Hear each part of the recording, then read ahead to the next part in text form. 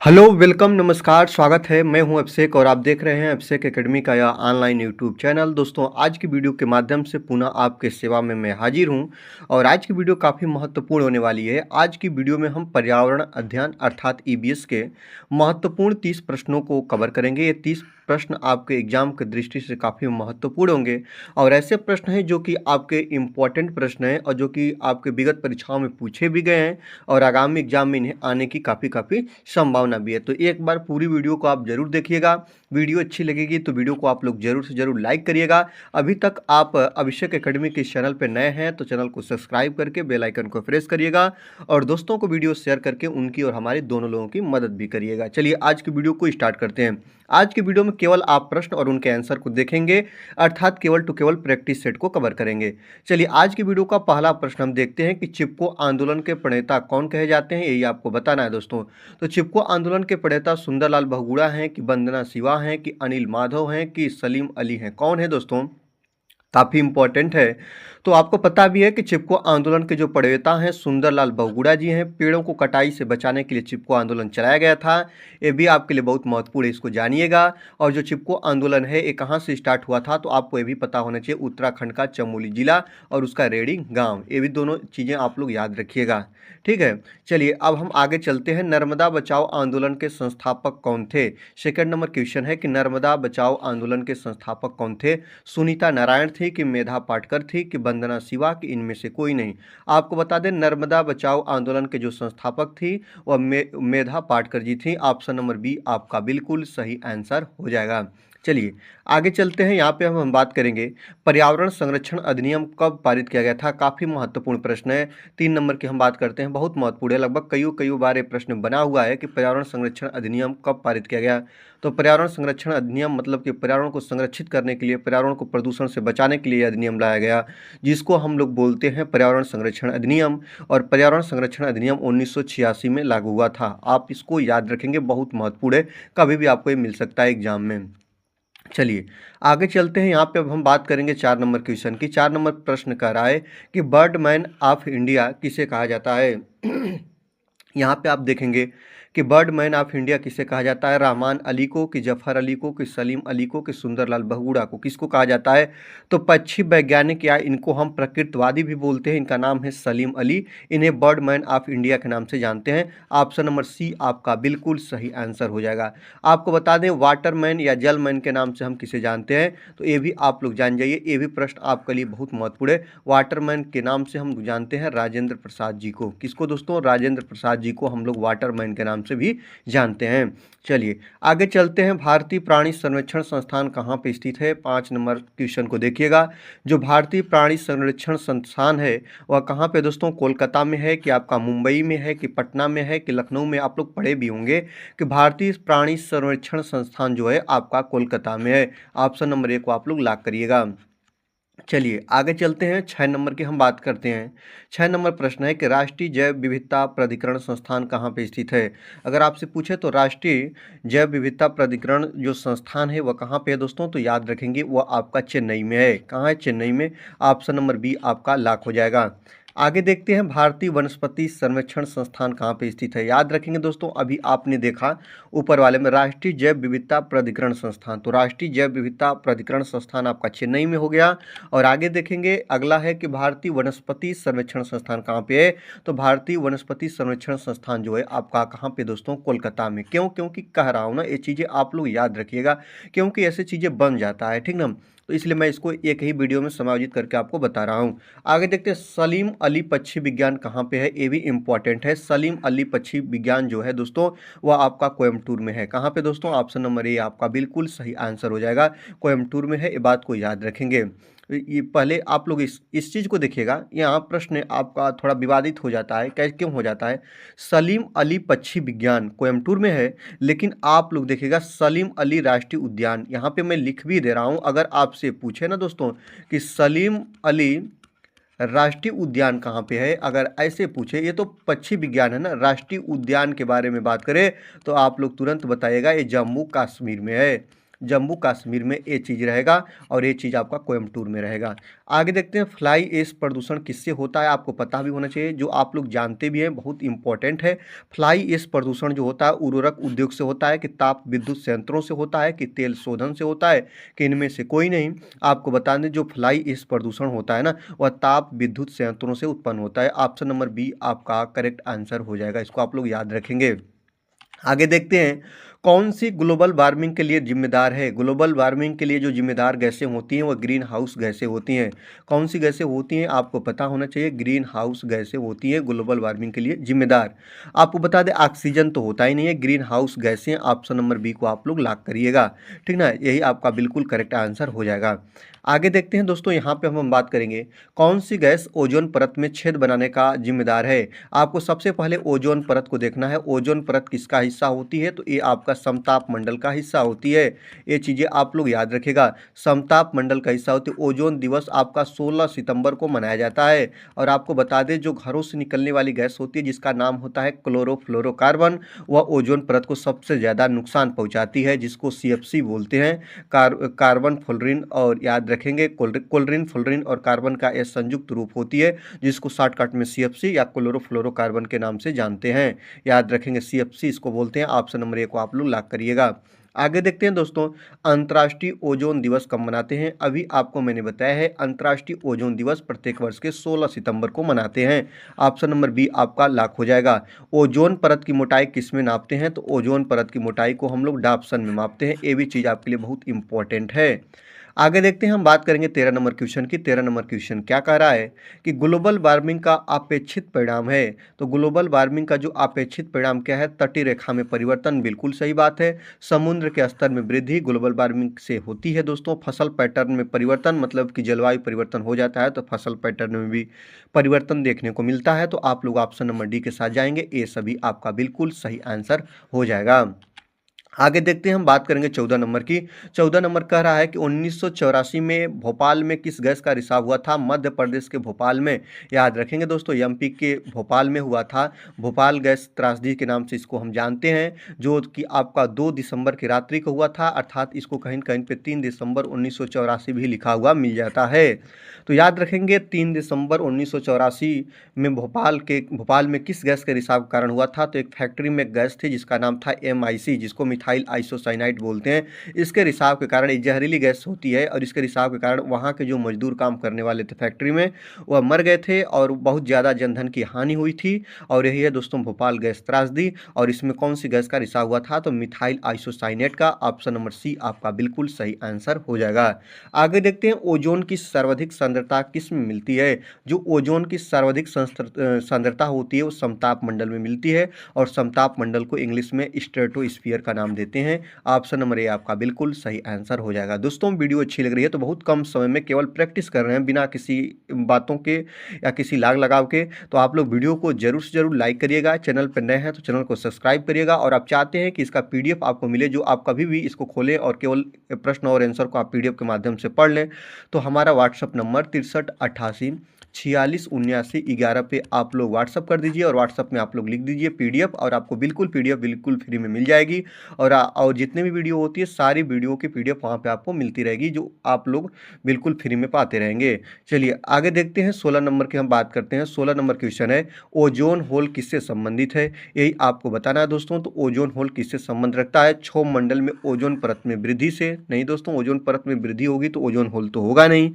यहाँ पे देखेंगे ओजोन परत की घनत्व में वृद्धि से, समताप मंडल में ओजोन परत की मोटाई में कमी से, और इनमें से कोई नहीं। आपको बता दें ओजोन परत की क्षरण हो रही है, मतलब जो ओजोन परत होती है उसकी मोटाई में जब कमी होती है तो इसे हम लोग ओजोन होल का नाम देते हैं। ऑप्शन नंबर सी आपका बिल्कुल सही आंसर हो जाएगा। आगे देखते हैं दोस्तों, कौन सी ग्रीन हाउस गैस नहीं है, यही आपको बताना है। ग्रीन हाउस गैस कौन सी नहीं है, मैं आपको बता दूं CFC ग्रीन हाउस गैस होती है। आपका यहाँ पे देखेंगे NO2 ग्रीन हाउस गैस होती है, CO2 होती है दोस्तों, और इसके बाद एक और होती है CH4 होती है, इसको आप लोग याद रखेंगे। तो ध्यान देंगे दोस्तों, मुख्य रूप से 4 ओजोन गैसें ग्रीन हाउस गैसें होती हैं। यहाँ पे कौन सी नहीं है? कार्बन डाइऑक्साइड है दोस्तों, मीथेन भी है, सीएफसी भी है, नाइट्रोजन नहीं है। तो ऑप्शन नंबर डी को आप लोग लॉक करिएगा, यही आपकी गैस नहीं है। आगे देखते हैं दोस्तों, कौन सी हरित गृह गैस नहीं है, यही आपको बताना है। तो हरित गृह गैस कौन नहीं है? आर्गन नहीं है, कि आपका कार्बन डाइऑक्साइड नहीं है, कि क्लोरोफ्लोरोकार्बन, कि मीथेन, अभी आपको बता दिए। आर्गन नहीं होगा दोस्तों, ये बातें याद रखेंगे। ऑप्शन नंबर ए को आप लोग लॉक करिएगा। चलिए आगे चलते हैं। हरित गृह प्रभाव के अभाव में भू सतह का औसत तापमान कितना होगा? आपको यही बताना है दोस्तों। तो हरित गृह प्रभाव के अभाव में दोस्तों आपके भू सतह मतलब पृथ्वी की सतह का औसत तापमान जो होता है ना, वह माइनस कितना दोस्तों? -18 डिग्री सेल्सियस तक चला जाता है। ऑप्शन नंबर ये आपका बिल्कुल सही आंसर हो जाएगा। आगे देखते हैं, कार्बन डेटिंग की अवधारणा उत्पन्न हुई थी। 20 नंबर की हम बात करते हैं दोस्तों।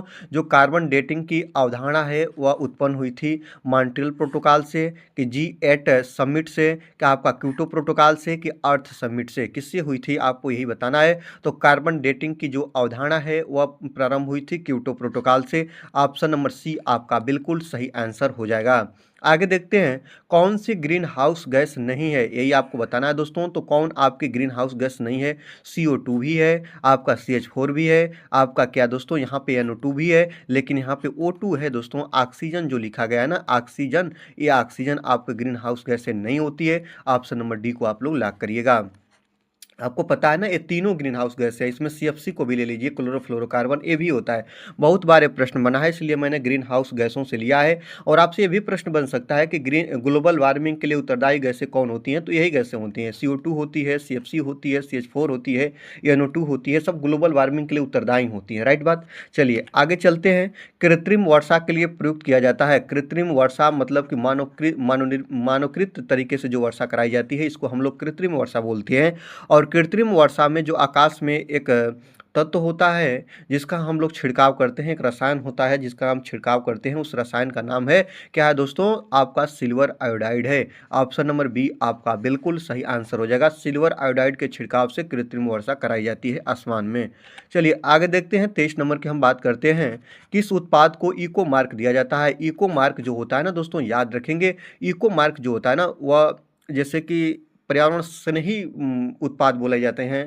तो इसको आप लोग कौन सा ऑप्शन मानेंगे? यहाँ पे देखिएगा, जो आर्थिक रूप से सक्षम हो इसको इको मार्क देते हैं, कि जो पर्यावरण से मित्रवत हो, जो मिलावट विहीन हो, इनमें से कोई नहीं। आपको बता दें दोस्तों कि इको मार्क उसे दिया जाता है जो पर्यावरण से मित्रवत हो। ऑप्शन नंबर बी आपका बिल्कुल सही आंसर हो जाएगा। आगे देखते हैं, समुद्र का वर्षा वन किसे कहते हैं? समुद्र का वर्षा वन किसे कहते हैं? प्रवाल भित्ति को कहते हैं, मछलियां को कहते हैं, हेल को कहते हैं, इनमें से कोई नहीं। तो याद रखेंगे दोस्तों, समुद्र का वर्षा वन किसे आप लोग कहते हैं? तो प्रवाल भित्ति को बोलते हैं। ऑप्शन नंबर ए आपका बिल्कुल सही आंसर हो जाएगा। ऑप्शन नंबर ए को आप लोग लॉक कर लीजिएगा। दोस्तों आपसे रिक्वेस्ट करेंगे कि आप लोग अगर चैनल पर नए हैं तो चैनल को आप लोग सब्सक्राइब करिएगा, बेल आइकन को प्रेस करिएगा, और वीडियो अच्छी लग रही है तो वीडियो को जरूर दोस्तों को शेयर भी कर दीजिएगा। आगे देखते हैं दोस्तों, बात करेंगे हम 25 नंबर क्वेश्चन की। 25 नंबर क्वेश्चन क्या कह रहा है? 25 नंबर क्वेश्चन कह रहा है कि इको मार्क प्रतीक किससे संबंधित रखता है? जो इको मार्क होता है ना, पर्यावरण के लिए सुरक्षित सामग्री से, कि आपका निर्यातित सामग्री से, कि आयातित सामग्री से, कि इनमें से कोई नहीं। मतलब कि आयात से, कि निर्यात से, एक्सपोर्ट इंपोर्ट, की पर्यावरण के सुरक्षित सामग्री से। तो आपको बता दें, इको मार्क जो प्रतीक होता है ना, जो भी खाद्यान्न चीज़ें होती है उस पर इको मार्क का अगर मार्का लगाया जाता है तो वह पर्यावरण के लिए सुरक्षित सामग्री से उसका उद्देश्य होता है या उसका लक्ष्य होता है। ऑप्शन नंबर ए आपका बिल्कुल सही आंसर हो जाएगा। आगे देखते हैं, बात करेंगे 26 नंबर की। यहाँ पे कहा है दोस्तों, भारत में सर्वाधिक जैव विविधता किस स्थान पे पाई जाती है? याद रखेंगे दोस्तों, यहाँ पे भारत में सबसे ज़्यादा जो सर्वाधिक जैव विविधता होती है वह किस स्थान पर है, यही आपको बताना है दोस्तों। पश्चिमी घाट पे, कि मध्य भारत पे, कि ट्रांस हिमालय पे, कि गंगा का मैदान, कहाँ पे दोस्तों? आपको बता दें कि भारत में जो सर्वाधिक जैव विविधता होती है वो पश्चिमी घाट में होती है। याद रखेंगे, ऑप्शन नंबर ये आपका बिल्कुल सही हो जाएगा। पश्चिमी घाट जैसे आप लोगों को अगर ये प्रश्न न देके आप लोगों को साइलेंट वैली दे दे या केरल दे दे, तभी भी आप उसको सही करिएगा। ऑप्शन नंबर ये आपका बिल्कुल सही आंसर हो जाएगा। चलिए आगे चलते हैं, बात करेंगे हम 27 नंबर प्रश्न की। 27 नंबर कह रहा है कि पारिस्थितिकी तंत्र में ऊर्जा का सर्वोत्तम स्रोत है। तो जो पारिस्थितिकी तंत्र में ऊर्जा का सर्वोत्तम स्रोत मतलब कि अपने वायुमंडल में ऊर्जा का सबसे बड़ा स्रोत या सबसे बेस्ट स्रोत कौन है? जल विद्युत है, क्या आपका विद्युत ऊर्जा है, क्या आपका सौर ऊर्जा है, कि आपका रासायनिक ऊर्जा है? याद रखेंगे पृथ्वी पर सबसे बड़ा ऊर्जा का स्रोत होता है सूर्य, और सूर्य से ही प्राप्त होती है सौर ऊर्जा। ऑप्शन नंबर सी को आप लोग लॉक करिएगा, बिल्कुल सही आंसर हो जाएगा। आगे देखते हैं दोस्तों, 28 नंबर की हम बात करते हैं। 28 नंबर क्वेश्चन कर रहा है कि निम्न में कौन मानव जनित जीवों का एक उदाहरण है? यही आपको बताना है दोस्तों। तो मानव जनित मतलब मानव के द्वारा बनाया गया हो, घास का मैदान है, कि आपका जल तंत्र है, कि फसली भूमि है, कि वर्षा वन है? वर्षा वन भी नहीं होगा, आपका जल तंत्र भी मानव तैयार नहीं करता है, घास का मैदान भी मानव तैयार नहीं करता है। मानव तैयार करता है फसली भूमि को, और यही है दोस्तों मानव जनित जीवों का एक उदाहरण। ऑप्शन नंबर सी आपका बिल्कुल सही हो जाएगा। मानव जनित मतलब मानव निर्मित प्रोसेस से उगता है या तैयार होता है या निर्मित होता है। ऑप्शन नंबर सी आपका बिल्कुल सही आंसर हो जाएगा। चलिए अब हम बात करते हैं दोस्तों 29 नंबर प्रश्न की। 29 नंबर प्रश्न का राय कि सबसे अस्थाई पारिस्थितिकी तंत्र कौन सा है? तो यही आपको बताना है। सबसे अस्थाई याद रखेंगे, लंबे समय तक वह पड़ा रहेगा। समुद्री महासागर है, कि आपका पर्वत है, कि आपका वन है, कि आपका रेगिस्तान है? आपको बता दें रेगिस्तान भी खत्म हो सकता है, वन भी नष्ट हो सकता है, पर्वत भी विखंडित हो सकता है, लेकिन सबसे लंबा समय तक अर्थात अस्थाई पारिस्थितिकी तंत्र आप किसको बोलेंगे? तो समुद्री महासागर को बोलेंगे। ऑप्शन नंबर ए आपका बिल्कुल सही आंसर हो जाएगा। चलिए अब हम बात करेंगे दोस्तों 30 नंबर की ओर। 30 नंबर प्रश्न कह रहा है कि सर्वप्रथम पारिस्थितिकी तंत्र शब्द का प्रयोग किसने किया था? यही आपको बताना है दोस्तों। तो याद रखेंगे, केवल अगर आपसे प्रश्न ऐसा पूछे ना कि केवल पारिस्थितिकी शब्द का प्रयोग किसने किया था, तो अर्नेस्ट हेक्ले ने किया था। ये भी चीज आप लोग याद रखिएगा। अगर आपसे कहे कि केवल पारिस्थितिकी शब्द का प्रयोग किसने किया था, तो आपका सर्वप्रथम अर्नेस्ट हेक्ले ने किया था। लेकिन सर्वप्रथम पारिस्थितिकी तंत्र शब्द का प्रयोग अगर पूछे तो आप लोग किसको बोलिएगा दोस्तों? एजी टेंसले को बोलिएगा। ऑप्शन नंबर सी आपका बिल्कुल सही आंसर हो जाएगा। और यही प्रश्न बहुत ज़्यादा बनता है, वेरी वेरी इंपॉर्टेंट है, इसको आप लोग याद रखेंगे दोस्तों। चलिए आगे चलते हम बात करेंगे 31 नंबर प्रश्न की। 31 नंबर कह रहा है कि किस भारतीय राज्य में सर्वाधिक क्षेत्र में वन स्थित हैं? यही आपको बताना है। सबसे ज़्यादा जो सर्वाधिक क्षेत्र में वन पाए जाते हैं वो कहाँ पे पाए जाते हैं? आपके मध्य प्रदेश में पाए जाते हैं। और सबसे कम की बात पूछे दोस्तों, तो सबसे कम भूभाग पे वन कहाँ देखने को मिलते हैं? तो हरियाणा राज्य में देखने को मिलते हैं। ये भी चीज़ आप लोग याद रखेंगे। ऑप्शन नंबर ए आपका बिल्कुल सही आंसर हो जाएगा। आगे देखते हैं दोस्तों, अप्पिको आंदोलन का नेतृत्व किसके द्वारा किया गया था? आपको बता दें दोस्तों 32 नंबर का देखिएगा, अप्पिको आंदोलन का जो नेतृत्व है वह किसके द्वारा किया गया था? यही आपको बताना है दोस्तों। तो आपको बता दें पांडुरंग हेगड़े के द्वारा किया गया था। ऑप्शन नंबर ये आपका बिल्कुल सही हो जाएगा। अप्पिको आंदोलन जो कहाँ से स्टार्ट हुआ था दोस्तों? याद रखेंगे कर्नाटक से स्टार्ट हुआ था। वन आधारित ये क्रांति थी या वन आधारित ये आंदोलन था, जो कब हुआ था दोस्तों? 1980 के दशक में हुआ था। कब हुआ था दोस्तों? 1980 के दशक में हुआ था। याद रखेंगे कहाँ से स्टार्ट हुआ था, तो कर्नाटक में। और अप्पिको आंदोलन का नेतृत्व किसके द्वारा किया गया था? तो पांडुरंग हेगड़े के द्वारा किया गया था। ऑप्शन नंबर ए को आप लोग सही करिएगा।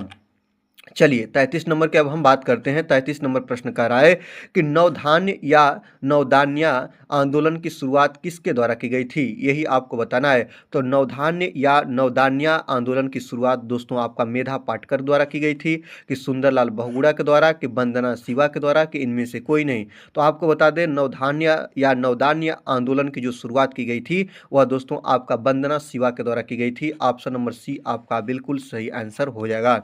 आगे देखते हैं, बात करेंगे 34 नंबर प्रश्न की। 34 नंबर कह रहा है कि भारत में बाघ परियोजना कब शुरू की गई थी? 1973 में, कि 1975 में, कि 1980 में, कि 1970 में? आपको बता दिए दोस्तों, बाघ परियोजना कहे तभी तुरंत लॉक करिएगा 1972 को। ऑप्शन नंबर ये आपका बिल्कुल सही आंसर हो जाएगा। आगे देखते हैं 35 नंबर प्रश्न की बात करते हैं कि हरित रेखांकन जिसको ग्रीन अकाउंटिंग बोलते हैं का अर्थ है डॉट डॉट के आकलन को ध्यान में रखकर देश की राष्ट्रीय आय का मापन। किस चीज को ध्यान में रख के? यही आपको बताना है दोस्तों। तो हरित रेखांकन का अर्थ होता है ना, जो प्रदूषण एवं पर्यावरण की हानि है, कि देश के कुल वन क्षेत्र हैं, कि देश के वन क्षेत्र का बीना है, कि इनमें से कोई नहीं? यही आपको बताना है दोस्तों। तो याद रखेंगे हरित रेखांकन का अर्थ है प्रदूषण एवं पर्यावरण हानि के आकलन को ध्यान में रखकर देश की राष्ट्रीय आय का मापन करना। ऑप्शन नंबर ए आपका बिल्कुल सही हो जाएगा। ये प्रीवियस ईयर का प्रश्न है। आगे देखते हैं दोस्तों, किस क्षेत्र में दुर्लभ उपलब्धि के लिए वैश्विक 500 पुरस्कार दिया जाता है। यही दोस्तों बताना है, बहुत इंपॉर्टेंट है, इसको आप लोग याद रखेगा। किस क्षेत्र में दुर्लभ उपलब्धि के लिए वैश्विक 500 जो आपका पुरस्कार है वो दिया जाता है। वह प्रदूषण नियंत्रण में दिया जाता है, कि जनसंख्या नियंत्रण में, कि पर्यावरण संरक्षण में, कि जीन संरक्षण में, किस में दिया जाता है दोस्तों।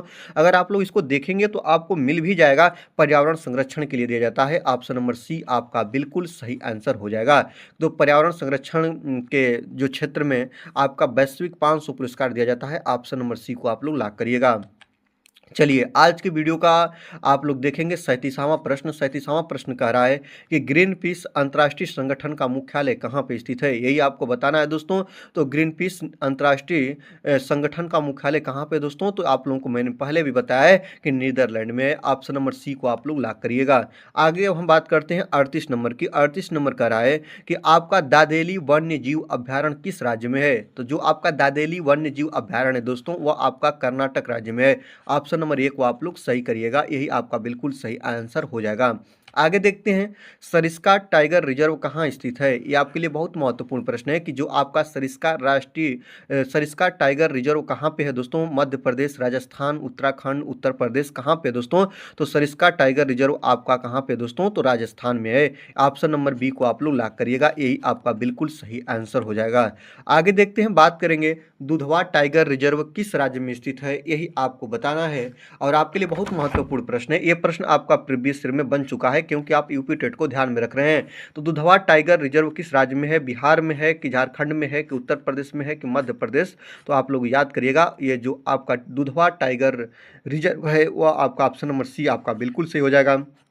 दुधवा टाइगर नेशनल पार्क आपका option number C Uttar Pradesh में है। आगे देखते हैं, हम बात करेंगे 41 नंबर क्वेश्चन की। 41 नंबर क्वेश्चन क्या कह रहा है कि जो आपका पेराम्बिकुलम टाइगर रिजर्व कहाँ स्थित है। तो जो आपका पेराम्बिकुलम टाइगर रिजर्व है वह आपका कर्नाटक में है, कि आपका केरल में है, कि आपका आंध्र प्रदेश में है, कि आपका तेलंगाना में है। कहाँ पे दोस्तों, तो पेराम्बिकुलम टाइगर रिजर्व आपका केरल राज्य में है। ऑप्शन नंबर 20 साइलेंट वैली को भी आप लोग याद रखेंगे, ये भी बहुत महत्वपूर्ण है, 20 को लॉक करिएगा। आगे देखते हैं, हम बात करेंगे 42 नंबर क्वेश्चन की। 42 नंबर क्वेश्चन कर रहा है कि अंतर्राष्ट्रीय जैव विविधता दिवस कब मनाया जाता है। तो अंतर्राष्ट्रीय विविधता दिवस 22 अप्रैल को, कि 1 अप्रैल को, कि 22 मई को मनाया जाता है। ऑप्शन नंबर सी आपका बिल्कुल सही हो जाएगा। अंतर्राष्ट्रीय जैव विविधता दिवस प्रत्येक वर्ष के 22 मई को मनाते हैं। आगे देखते हैं दोस्तों, यहाँ पे बात करेंगे 43 नंबर प्रश्न की। 43 नंबर प्रश्न कर रहा है कि विश्व आर्द्र भूमि दिवस कब मनाया जाता है। तो विश्व आर्द्र भूमि दिवस 1 फरवरी को, कि 2 फरवरी को, कि 5 मार्च को, कि 6 जनवरी को कब मनाया जाता है। तो विश्व आर्द्र भूमि दिवस जो होता है ना दोस्तों, वह प्रत्येक वर्ष के 2 फरवरी को मनाया जाता है। ऑप्शन नंबर बी को आप लोग लॉक करिएगा, यही आपका बिल्कुल सही आंसर हो जाएगा। चलिए अब हम बात करेंगे 44 नंबर प्रश्न की। 44 नंबर प्रश्न कर रहा है कि विश्व वानिकी दिवस कब मनाया जाता है। तो विश्व वानिकी दिवस जो है दोस्तों, वह आपका प्रत्येक वर्ष के 21 मार्च को मनाया जाता है। ऑप्शन नंबर ये आपका बिल्कुल सही आंसर हो जाएगा। आगे देखते हैं, विश्व ओजोन दिवस कब मनाया जाता है। 45 नंबर की हम बात करेंगे दोस्तों। विश्व ओजोन दिवस आपका 16 अगस्त, 16 सितंबर, 15 अक्टूबर और 15 नवंबर कब मनाया जाता है। 16 सितंबर को मनाया जाता है प्रत्येक वर्ष के। ऑप्शन नंबर बी को आप लोग लॉक करिएगा। आगे देखते हैं दोस्तों, गंगा डॉल्फिन दिवस कब मनाया जाता है। 46 नंबर की हम बात करेंगे कि गंगा डॉल्फिन दिवस कब मनाया जाता है। तो जो आप लोग देखेंगे दोस्तों, जो गंगा डॉल्फिन दिवस होता है ना, वह प्रत्येक वर्ष के कब मनाते हैं, 5 अक्टूबर को मनाते हैं। ऑप्शन नंबर सी आपका बिल्कुल सही आंसर हो जाएगा। आगे देखते हैं, 47 नंबर की बात करेंगे। 47 नंबर प्रश्न करा है, किसे पृथ्वी ग्रह के फेफड़े के रूप में जाना जाता है। तो किसे हम जानते हैं दोस्तों, आपका टुंड्रा वन को जानते हैं, कि टैंगा वन को जानते हैं, कि अमेजन वर्षा वन को कहते हैं, कि इनमें से कोई नहीं। तो किसे पृथ्वी ग्रह के फेफड़े के रूप में मानते हैं, तो अमेजन वर्षा वन को मानते हैं। ऑप्शन नंबर सी आपका बिल्कुल सही आंसर हो जाएगा। आगे देखते हैं, यहाँ पे है दोस्तों 48 नंबर। 48 नंबर प्रश्न है प्यारे कि जो आपका थट्टेकड़ पक्षी अभ्यारण्य कहाँ स्थित है। तो जो आपका थट्टेकड़ पक्षी अभ्यारण्य है वह कहाँ पे दोस्तों, तो वो आपका केरल राज्य में है। ऑप्शन नंबर सी को लॉक करिएगा। यहाँ पे साक्षरता दर सबसे ज़्यादा है, यहाँ की भाषा मलयालम है, ये आपके लिए बहुत इंपॉर्टेंट है। आगे देखते हैं 49 नंबर की बात करते हैं। 49 नंबर है कि एरवीकुलम राष्ट्रीय उद्यान, ये भी वहीं पे है दोस्तों। एरवीकुलम राष्ट्रीय उद्यान कहाँ पे है दोस्तों, तो एरवीकुलम राष्ट्रीय उद्यान भी कहाँ है, केरल राज्य में है। है। ऑप्शन नंबर ए आपका बिल्कुल सही आंसर हो जाएगा। आगे देखते हैं, किस राष्ट्रीय उद्यान में सबसे अधिक एक सींग वाले गैंडे पाए जाते हैं? बहुत है प्रसिद्ध, और यह है दोस्तों कहाँ पे? असम में। कई बार ये प्रश्न आपका प्रीवियस ईयर में बन चुका है, और इसका नाम है दोस्तों काजीरंगा राष्ट्रीय उद्यान, जो असम में है और एक सींग के गैंडे के लिए प्रसिद्ध है। ऑप्शन नंबर ए को आप लोग सही करिएगा, यही आपका बिल्कुल सही आंसर हो जाएगा। ये चीज़ें आप लोग बिल्कुल इंपॉर्टेंट है, इसको बिल्कुल वेरी वेरी इंपॉर्टेंट में रख के याद रखिएगा। चलिए अब हम चलते हैं दोस्तों आगे 51 नंबर प्रश्न की तरफ, कि मुक घाटी, जिसको हम लोग क्या बोलते हैं दोस्तों? साइलेंट वैली के नाम से जानते हैं, कहाँ पे स्थित है? तो मुक घाटी या साइलेंट वैली, यहाँ या वहाँ पे जैव विविधता सबसे ज़्यादा पाई जाती है, वह है दोस्तों केरल राज्य में। ऑप्शन नंबर बी को आप लोग सही करिएगा, यही आपका बिल्कुल सही आंसर हो जाएगा। आगे देखते हैं, हम बात करेंगे दोस्तों 52 नंबर प्रश्न की, भद्रा वन्यजीव अभ्यारण्य किस राज्य में स्थित है? तो जो अगर आपसे पूछे कि भद्रा वन्यजीव अभ्यारण्य आपका कहाँ पे है दोस्तों, आप तुरंत बताइएगा भद्रा वन्यजीव अभ्यारण्य आपका कर्नाटक में है। ऑप्शन नंबर ए आपका बिल्कुल सही आंसर हो जाएगा। आगे देखते हैं दोस्तों 53 नंबर प्रश्न की बात करेंगे। 53 नंबर प्रश्न कर रहा है कि कीठम झील और सूर सरोवर पक्षी अभ्यारण्य किस शहर के पास स्थित है? जो आपका कीठम झील है और सूर सरोवर पक्षी अभ्यारण्य है, वह किस शहर के पास स्थित है, यही आपको बताना है दोस्तों। आपको बता दें कीठम झील और सूर सरोवर पक्षी अभ्यारण्य ये कहाँ पे दोस्तों? तो ये आपका उत्तर प्रदेश में है, और उत्तर प्रदेश में है तो उस शहर का नाम बताना है जिस शहर के पास है, और उस शहर का नाम क्या है दोस्तों? आगरा है। ऑप्शन नंबर सी आपका बिल्कुल सही आंसर हो जाएगा। आगे देखते हैं, बुक्सा राष्ट्रीय उद्यान किस राज्य में स्थित है? तो जो बुक्सा राष्ट्रीय उद्यान है दोस्तों, वो आपका कर्नाटक में, कि पंजाब में, कि पश्चिम बंगाल, की हरियाणा, कौन सा सही होगा? तो आपको बता दें बुक्सा राष्ट्रीय उद्यान जो है दोस्तों, वह पश्चिम बंगाल में है। ऑप्शन नंबर सी आपका बिल्कुल सही आंसर हो जाएगा। जलकुंभी को पश्चिम बंगाल का आतंक कहते हैं, ये बहुत इंपॉर्टेंट प्रश्न है, इसको भी आप लोग याद रखेंगे। और आपको ये भी बता दें, पृथ्वी का जो दोस्तों बंजर भूमि में कन्वर्ट करने का, या पृथ्वी का संकट किसे बोलते हैं? तो याद रखेंगे दोस्तों, ये सफेदा को नीलगिरी को बोलते हैं, या लिटमस इसको बोलते हैं, लिप्टस नहीं लिप्टस इसको बोला जाता है। आगे देखते हैं दोस्तों 55 नंबर की बात करते हैं। 55 नंबर कह रहा है कि जो आपका दाचीगाम राष्ट्रीय उद्यान किससे संबंधित है? किस तो याद रखेंगे गोल्डन ओरियल से है, कि आपका येलो थ्रोटेड मॉर्टन से है, कि कश्मीरी हंगुल हिरण से है, कि इनमें से कोई नहीं? तो आपको बता दें दाचीगाम राष्ट्रीय उद्यान दोस्तों, यह आपका कश्मीरी हंगुल हिरण से संबंध रखता है। ऑप्शन नंबर सी आपका बिल्कुल सही आंसर हो जाएगा। आगे देखते हैं 56 नंबर की बात करते हैं। दुधवा राष्ट्रीय उद्यान उत्तर प्रदेश के किस जनपद में स्थित है? तो जो आपका दुधवा राष्ट्रीय उद्यान है उत्तर प्रदेश के किस जनपद से स्थित है? लखीमपुर खीरी से, कि बहराइच से, कि पीलीभीत से, कि आपका सीतापुर, किससे दोस्तों? तो दुधवा राष्ट्रीय उद्यान उत्तर प्रदेश के लखीमपुर खीरी में स्थित है। ऑप्शन नंबर ए आपका बिल्कुल सही आंसर हो जाएगा, इसको आप लोग याद रखेंगे। चंद्रप्रभा राष्ट्रीय अभ्यारण्य कहाँ पे दोस्तों?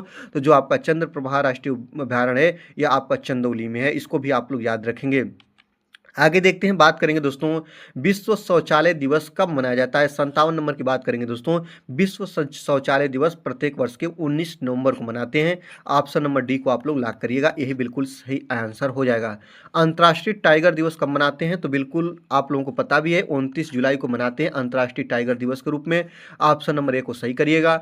आगे देखते हैं, रेड डाटा बुक में किसका विवरण दर्ज होता है, यही आपको बताना है दोस्तों। 59 नंबर का प्रश्न है, रेड डाटा बुक में संकटग्रस्त पौधे व जीवों का विवरण दर्ज किया जाता है, कि केवल विलुप्ति के जानवरों का नहीं, केवल संकटग्रस्त पौधों का नहीं, पौधों के जीवाश्म का नहीं। याद रखेंगे रेड डाटा बुक में हम लोग दोस्तों संकटग्रस्त पौधों एवं जीवों का विवरण दर्ज करते हैं, और उनको बचाने के लिए तमाम तरह के उपायों को हम लोग चलाते हैं। ऑप्शन नंबर ए आपका बिल्कुल सही आंसर हो जाएगा। आगे देखते हैं दोस्तों, बात करेंगे 60 नंबर की, विश्व पर्यावरण दिवस कब मनाया जाता है? तो प्रत्येक वर्ष के कब दोस्तों? 5 जून को। कब मनाते हैं दोस्तों? 5 जून को मनाते हैं विश्व पर्यावरण दिवस। ऑप्शन नंबर बी को आप लोग लॉक करिएगा। चलिए अब हम चलते हैं 61 नंबर प्रश्न की तरफ। 61 नंबर प्रश्न कर रहा है, संरक्षण या विनाश पुस्तक के लेखक कौन है? यही आपको बताना है दोस्तों। तो याद रखेंगे संरक्षण या विनाश पुस्तक के लेखक कौन है दोस्तों? वंदना शिवा है, कि सरला बहन है, कि आपका रस्किन बॉन्ड है, कि इनमें से कोई नहीं? तो याद रखेंगे संरक्षण या विनाश पुस्तक के लेखक सरला बहन जी हैं। ऑप्शन नंबर बी आपका बिल्कुल सही आंसर हो जाएगा। याद रखेंगे ये सरला बहन की जो ये पुस्तक है संरक्षण या विनाश या पर्यावरण संरक्षण के लिए लिखी गई थी। ऑप्शन नंबर बी आपका बिल्कुल सही आंसर हो जाएगा। 62 नंबर की बात करते हैं दोस्तों, कि केवलादेव राष्ट्रीय उद्यान किस राज्य में स्थित है? केवलादेव राष्ट्रीय उद्यान किस राज्य में स्थित है? पहले इसको हम केवलादेव राष्ट्रीय उद्यान को जानते थे भरतपुर पक्षी विज्ञान के रूप नाम से। याद रखेंगे इसी को हम जानते थे पहले किस नाम से? तो भरतपुर पक्षी पक्षी विज्ञान के रूप से नाम से हम लोग जानते थे, भरतपुर पक्षी विज्ञान के नाम से हम जानते थे। अब इसका नाम चेंज हो गया, केवलादेव राष्ट्रीय उद्यान हो गया। और कहाँ पे है दोस्तों, तो ये आपका राजस्थान राज्य में है। ऑप्शन नंबर बी आपका बिल्कुल सही आंसर हो जाएगा। आगे देखते हैं दोस्तों, बात करेंगे 63 नंबर की, कि याद रखेंगे सिमलीपाल टाइगर रिजर्व किस राज्य में स्थित है। तो सिमलीपाल टाइगर रिजर्व आपका उड़ीसा में है कि आंध्र प्रदेश की, महाराष्ट्र की, छत्तीसगढ़। ऑप्शन नंबर ए को लॉक करिएगा। जो सिमलीपाल टाइगर रिजर्व है वो आपका उड़ीसा राज्य में है। ऑप्शन नंबर ए आपका बिल्कुल सही आंसर हो जाएगा। आगे देखते हैं, बात करेंगे 64 नंबर की। 64 नंबर कह रहा है कि वन्य प्राणी सप्ताह मनाया जाता है। तो वन्य प्राणी सप्ताह मनाया जाता है अक्टूबर के प्रथम सप्ताह में, कि नवंबर के प्रथम सप्ताह में, कि दिसंबर के प्रथम सप्ताह में, कि जनवरी के प्रथम सप्ताह में। तो याद रखेंगे वन्य प्राणी सप्ताह मनाया जाता है अक्टूबर के प्रथम सप्ताह में। ऑप्शन नंबर ए आपका बिल्कुल सही हो जाएगा। इसको आप लॉक करिएगा। इसी से रिलेटिव वन्य प्राणी सप्ताह आपने देखा, अब हम आपको दिखा रहे हैं यहाँ पे भारतीय वन महोत्सव सप्ताह या भारतीय वन महोत्सव दिवस कब मनाया जाता है। तो याद रखेंगे भारतीय वन महोत्सव दिवस के रूप में मनाते हैं। याद रखें जुलाई के प्रथम सप्ताह को, 1 जुलाई को मनाया जाता है भारतीय वन महोत्सव दिवस। या इसको सप्ताह में पूछे कि भारत में वन महोत्सव सप्ताह कब मनाया जाता है, तो जुलाई के प्रथम सप्ताह को मानते हैं। ऑप्शन नंबर ए आपका बिल्कुल सही आंसर हो जाएगा।